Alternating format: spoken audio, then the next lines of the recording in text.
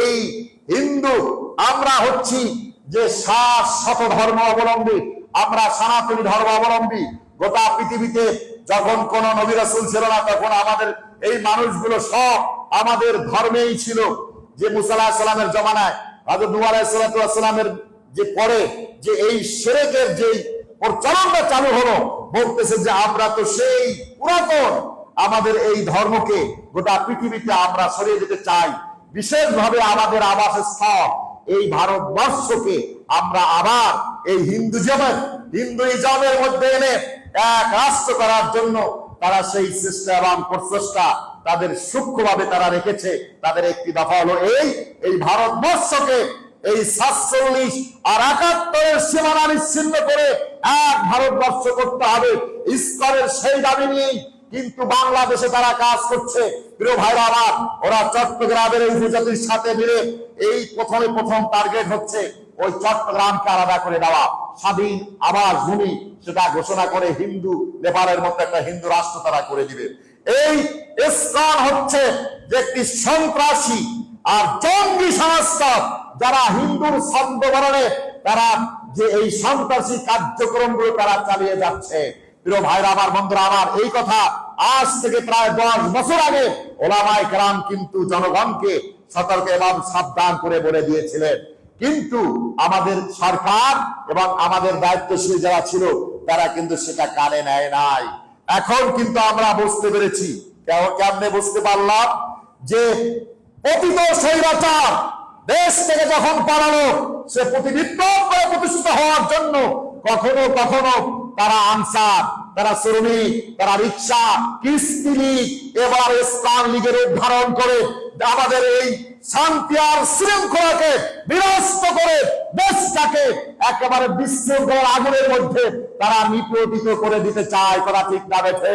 প্রিয় ভাই আমার, ইসলামের ঘাড়ে চড়ে তোমরা অশান্তি সৃষ্টি করবা, তৌহিদি জনতা এই সুযোগ তোমাদের দিবে না।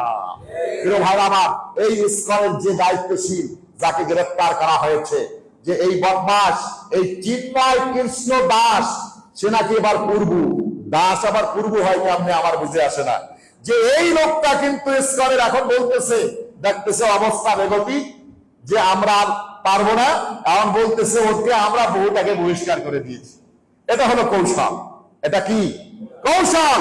মূলত তা নয়, ওকে যেই 1000 কোটি টাকা বিনিময় দেশের মধ্যে বিশৃঙ্খলা সৃষ্টি করার একটি কৌশল অবলম্বন করেছিল। তারা ঠিক না বেঠে?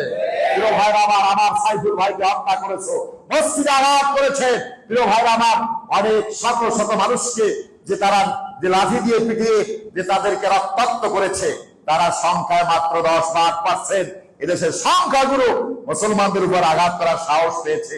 আমরা দেখি ভারতের মধ্যে মুসলমানেরা নামাজ পড়তে পারে না, মসজিদ ভেঙে দিয়েছ। গরু জবে করতে পারে না, ঈদের নামাজ পড়তে পারে না। আমরা মুসলমান সেটাকে আমরা দেখি না? আমরা কি দেখি কিনা? তোমরা মায়ের কোলে আসো, তোমাদের সুখে থাকলে ভূতে কিলায়।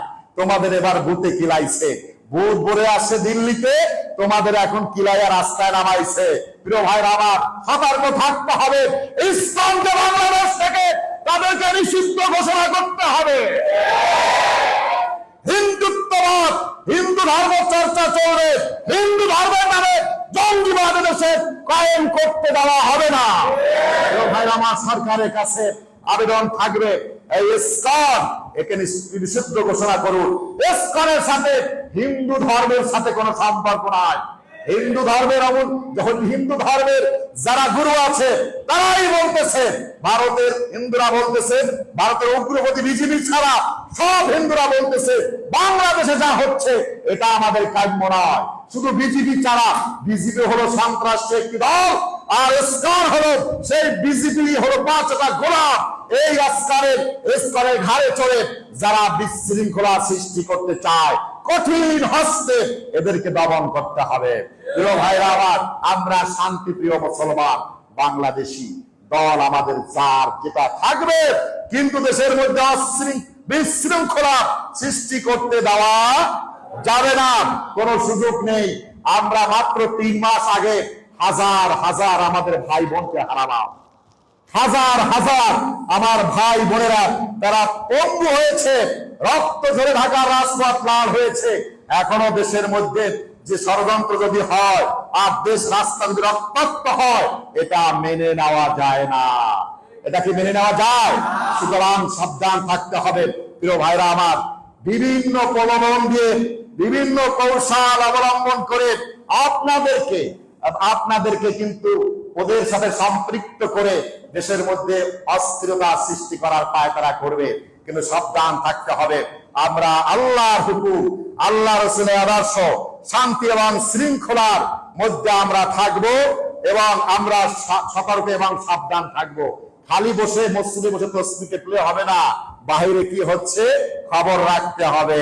প্রিয় ভাইরা আমার, দেশটা আমাদের 30 লক্ষ শহীদের বিনিময় এই দেশটা আমরা স্বাধীন করেছি।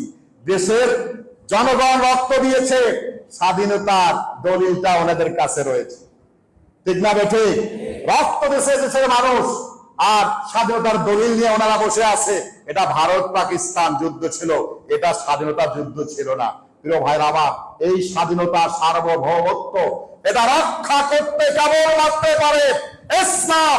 যদি ইসলাম কায়েম হয়, মুসলমান যদি ইসলামের আইনের উপর উঠে যায়, তাহলে এই দেশ আর দেশের স্বাধীনতা, ন্যায় বিচার আর ইনসাফ, ধর্মে ধর্মে সম্প্রীতি আর শান্তি এই সমাজে কায়েম হতে পারে কেবলমাত্র।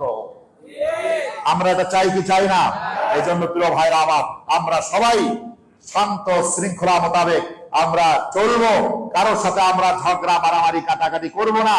যারা করতে চাবে আসবে, তাদেরকে আমরা রুখে দেব।